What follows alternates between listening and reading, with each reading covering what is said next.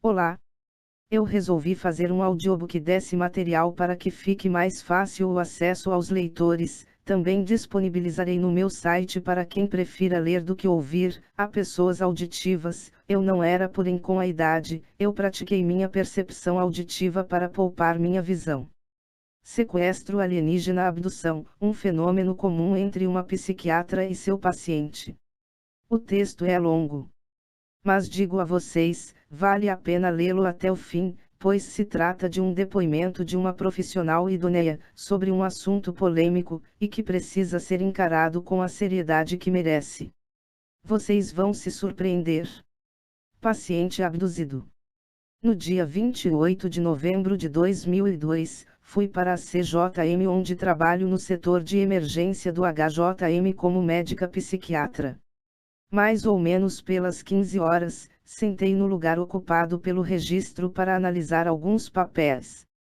Nesse momento, entrou o Sr. A, paciente lotado no CRIS, Centro de Reabilitação e Integração Social, solicitando uma medicação para impregnação neurolética.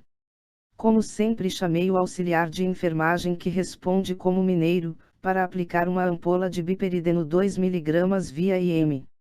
Conhecendo seu caso apenas superficialmente, mas sabendo que ele usa o decanato de haloperidol, que é uma medicação aplicada quinzenalmente, sei da necessidade do A de desempregar. Ao chegar o auxiliar, ele olhou espantado para o A e disse: Doutora, esse cara vive bebendo cachaça e gosta de tomar com essa medicação. Olhei para que ele dissesse algo em sua defesa, mas o paciente não se defendeu. Aliás, é uma atitude comum para os pacientes de longa data em manicômios como os da CJM, que passa por um processo de alienação crônica. Um tanto irritado, o auxiliar começou a aplicar a injeção, quando uma voz imperativa, porém comedida, exclamou: Ah, não bebe! Eu sou prova disso. Ato contínuo, eu voltei meus olhos para o cidadão que eu pensava que estava esperando a hora da visita. Era um homem mestiço, com expressão inteligente. Eu e o mineiro, naturalmente, ficamos em silêncio diante de tanta segurança. Então ele continuou: Eu sou o irmão de A. E pago suas contas. Nunca paguei nada a não ser comida e refrigerantes. Percebendo o nosso embaraço, ele suavizou sobremaneira. Acho que o senhor se equivocou em relação ao paciente. Naturalmente o senhor pode ter visto o outro e pensou que fosse o A. Salvo pelo gongo, o mineiro aceitou e se desculpou e retirou-se a jato do local. Disfarçando a minha cara no chão, abordei gentilmente o A e perguntei se ele estava bem, e ele confirmou com um sorriso e acrescentou: Esse é o meu irmão, doutora. No que o senhor assentiu com a cabeça. Tranquilizada com o final feliz, sorri, encerrando o incidente. Nesse momento, o senhor olhou fixamente para mim e indagou: A senhora conhece o A? Eu, sem saber mais como melhorar a situação, respondi: Claro. Ele sempre vem à emergência desse hospital para fazer esse tipo de medicamento. Ele insistiu: Pergunto se a senhora conhece realmente o A, leu sua história.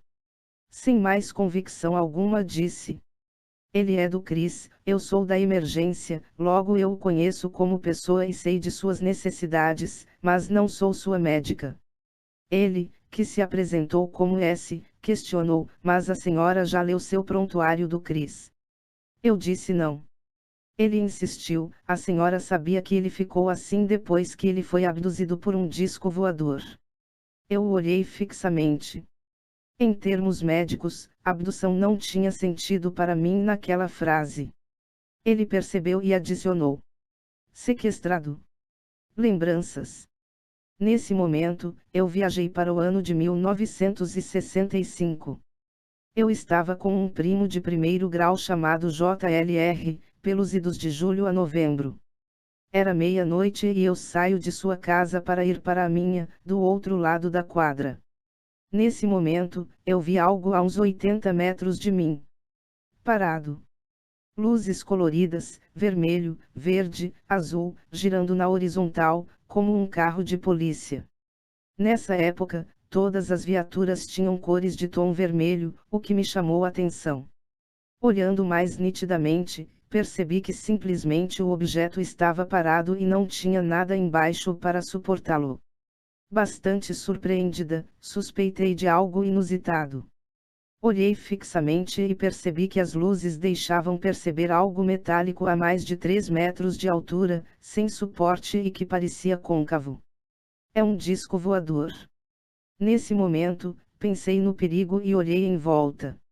A menos de 30 metros, 2 homens baixos, talvez com 1,30 ou 1,40 vestidos de astronautas, vinham calmamente em nossa direção. Recordando os livros que já havia lido em todos meus 14 anos e meio, pensei em algum raio paralisante ou essas coisas similares. Em fração de segundos, tive medo de voltar para casa e eles fazerem algum mal à minha família. Pensei em seguir pela rua que ia dar numa pedreira, assim eu e meu primo nos livraríamos deles. Desatamos a correr. No hospital. Olhei para o S e creio que ele deve ter percebido a longa peregrinação mental que fiz. S continuou.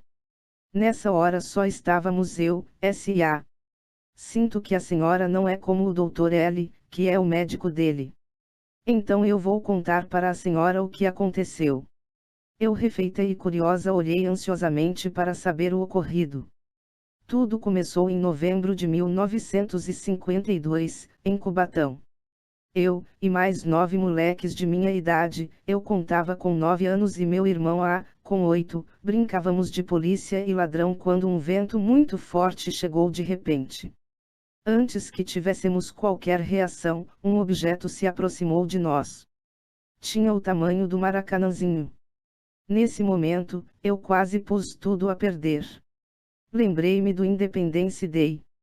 Filme de um exagero fenomenal e tão discreto como uma revoada de hipopótamos.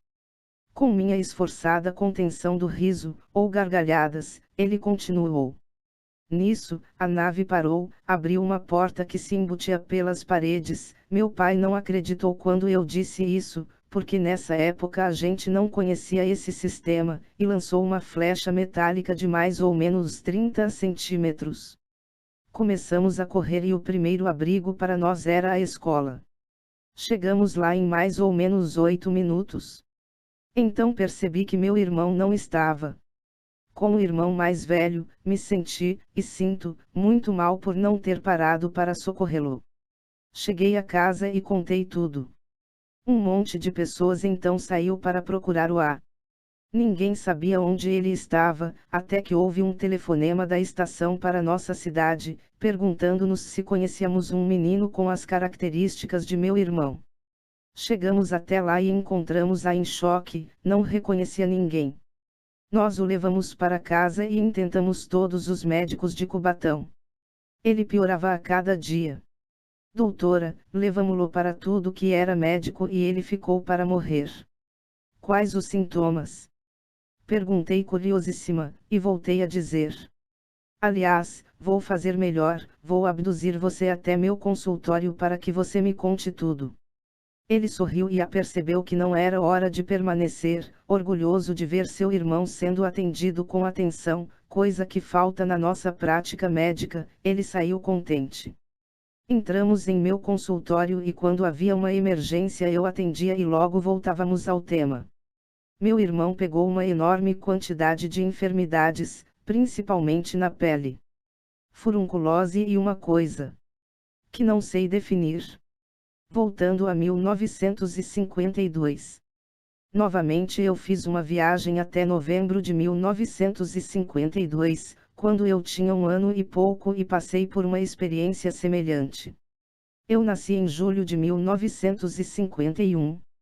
Meus pais eram muito jovens, 16 e 18 anos. Aos 6 meses de idade, meus pais me mandaram para a casa de meus avós, no sul da Bahia, em Ilhéus. Apesar de muito ricos e produtores de cacau, eles tinham vida simples e não urbana, faltando por isso, o conforto das grandes cidades. Depois que fiz 1 ano, segundo meus pais, minha mãe teve uma visão de madrugada. Viu Jesus, bem claramente pedindo que ela fosse me buscar, senão eu morreria. Ela foi direto para o aeroporto e chegou à Bahia o mais rápido que pôde. Encontrou-me em estado de quase morte. Desidratada, com furunculose e irreconhecível. Ela buscou uma farmácia e o farmacêutico a desenganou. Ah, minha senhora! Essa menina não tem jeito não. A senhora tem que buscar socorro em uma cidade grande. Minha mãe, Dona Seb, 17 anos, sozinha e sem saber o que fazer, voltou à fazenda e retaliou meus avós, acusando-os dos mais graves danos que uma pessoa poderia fazer. Isso selou uma inimizade que duraria para sempre, mesmo contra os argumentos de meus avós que disseram que a culpa recaia na babá, de 10 anos, que abandonou a criança no mato e fugiu. Incógnita. Fugiu de quê? Minha mãe pegou meus restos e foi para Minas Gerais, onde sua irmã Oep morava.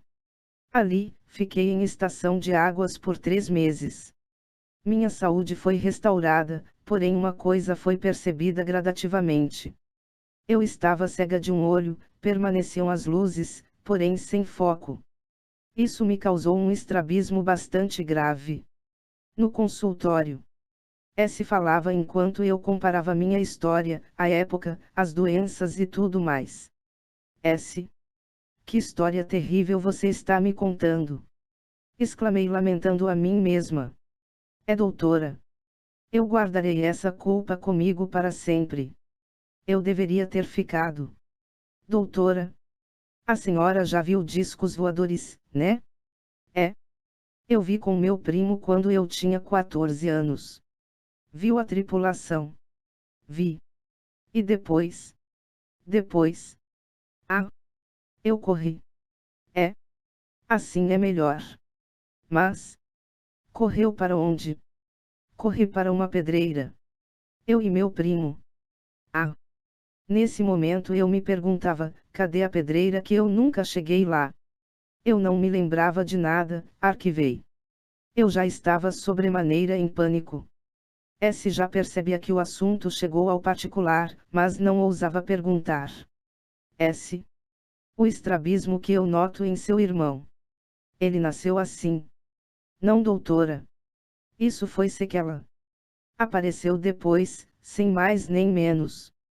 Aliás, o Chico Xavier fez uma palestra sobre isso e eu notei que ele tinha o mesmo problema de meu irmão. Ato contínuo eu fui à minha bolsa, peguei minha carteira de motorista e apresentei ao monocular. Ele olhava para a carteira e me olhava. Eu, séria. Ele então, falou com voz baixa, abduzida. Creio que já se passaram mais de 2 horas de diálogo. Eu então resolvi entrevistar o A. E aí, quer dizer que você tem um irmão e eu o tomei de você. Orgulhoso de ver tanta atenção, disse sorrindo. Doutora. Para mim está tudo bem. Diga-me, como foi aquela história da nave? Eu não me lembro de nada não, senhora. Só sei que eu brincava com meus amigos, aí veio um vento forte e de repente eu vi uma seta. E tinha uma coisa muito grande que escureceu o céu. E como era essa seta? Mais ou menos deste tamanho, e sinalizou algo de 35 centímetros. Daí por diante, ele não se lembra de mais nada, nem que estava longe e sua família foi buscar. Apagaram de sua memória todas as informações. Um paciente de décadas na CJM, já tem seus neurônios de criatividade e abstração hipertrofiada. Mas todos os eventos ficaram correlacionados com as informações de Por outro lado, eu confio mais nos meus pacientes embotados que sejam, do que a mente criativa e enganosa dos homens de QI normais. Também me informou que durante alguns anos, não acordou para os fatos, somente com 18 anos, quando foi servir exército no Ceará, que começou a procurar alguma coisa que curasse seu irmão. Refere ter ido para a Universidade do Ceará onde cursou pedagogia e psicologia. Não teve direito a participar dos trabalhos ufológicos porque não havia sido abduzido e só era testemunha. pesquisador por conta própria, autodidata em fenômenos UFOs, conseguiu perseguir a rota do agora já famoso, para nós, OVNI de novembro de 1952. Descobriu que ele foi visto no Ceará e ali abduziu pessoas, uma delas com o nome de Walter. Nesse suposto abduzido, na mesma época da abdução de A, foi encontrado em seu crânio, um chip. Foi ao estado do Pará onde se encontrou com o médico que fez a cirurgia e a retirada do chip, do tamanho de um grampo, desses que servem para grampear folhas. Após a cirurgia, o paciente Walter não suportou a cirurgia e veio a falecer com suposta hidrocefalia. Eu já explorara o Sr. S por horas e acabei por abduzi-lo por exatamente 7 horas, haja vista que ele ficou à minha disposição até às 10 horas da noite. Ele deixou seu telefone comigo e sei que qualquer iniciativa para desvendar o caso de seu irmão será abençoada. A essa altura, eu já debulhava minha vivência para ele. Sentia uma confiança naquele senhor de 60 anos que se apunhalava por não ter se lembrado de seu irmão. Exatamente há meio século. 2 destinos. Não? Com o Walter, 3 destinos. Não muito mais destinos se cruzavam numa experiência desconhecida, numa moral estranha, que beneficia uns e destrói outros. Eu sentia agora todo o meu império de crenças ruírem como o World Trade Center. Sem querer, aquele homem se apresentou para mim, num fatídico dia 28 de novembro de 2002. E ia mudar minha vida e a de minha família, talvez para sempre. Asterisco Ana Lígia Santos Francisco é médica neuropsiquiatra e hipnóloga.